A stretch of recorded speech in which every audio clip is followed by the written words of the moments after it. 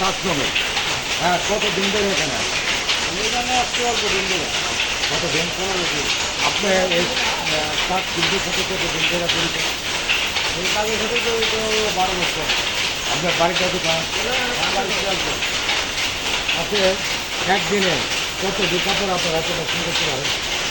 একদিনে জামদানি একটা করে হয়, মানে 1 পিস করে কাপড় হয় জামদানি। আপনার জামদানি কাপড়ের বর্তমান মূল্য কত? জামদানি কাপড়ের এক ধরনের মূল্য, একটা আছে 450, আর একটা আছে 550, একটা আছে 260, আর একটা আছে 240, এরকম মূল্য। মানে একটা একটা করে কাপড় মূল্য কি যে আজুরা আপনারা পান তাদের কি চলে?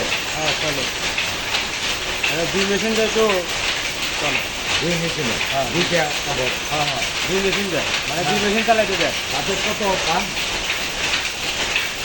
সপ্তাহ শেষে না কি দিন দিন? দিন আবার 1200-1500 এরকম হয়। মানে সর্বনিম্ন আধাখানে থাকে আর কি। আপনার নাম ঠিকানাটা কি বলেন?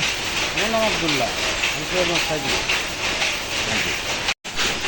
আমি সৃষ্টিকর্তার নাম নিয়ে শুরু করছি টাঙ্গাইল জেলার বিভিন্ন ঐতিহাসিক জায়গাগুলো আপনাদের সম্মুখে তুলে ধরার জন্য এসেছি আজকে বল্লা কাঠ শিল্প এলাকা।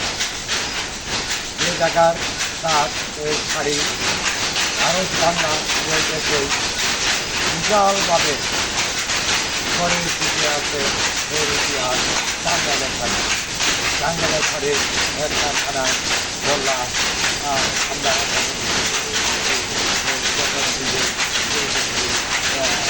টাঙ্গাইলের ঘরে গিয়ে তারপরে পরবর্তীতে আমরা চলে যাবো মধুবন, বন, আনারস, রাবার বাগান, অনেক বিভিন্ন যে জায়গাগুলো আছে তার বিভিন্ন সেই জায়গাগুলো দেখার জন্য আপনাদের যে জায়গায় জলমাতৃ নদী, নালা, খাল, বিল, চর, ভয়, পাহাড় নিয়ে টাঙ্গাইল জেলা অবস্থিত। যে জিনিসগুলো খায় জিনিসগুলোতে যে জিনিসগুলো আপনাদেরকে পরবর্তী দেখাবে।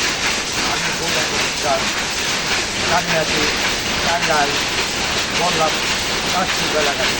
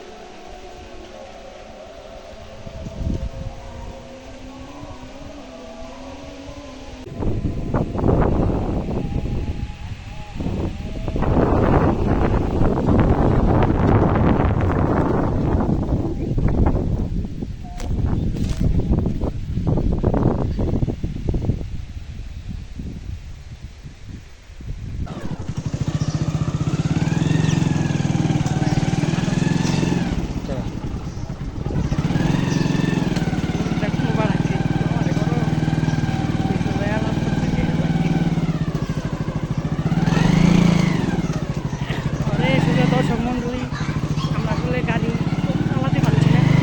এখানে 88 সালের সেই বন্যার আবার দেখা যাচ্ছে। Welcome to new video. সেই সারা দরকার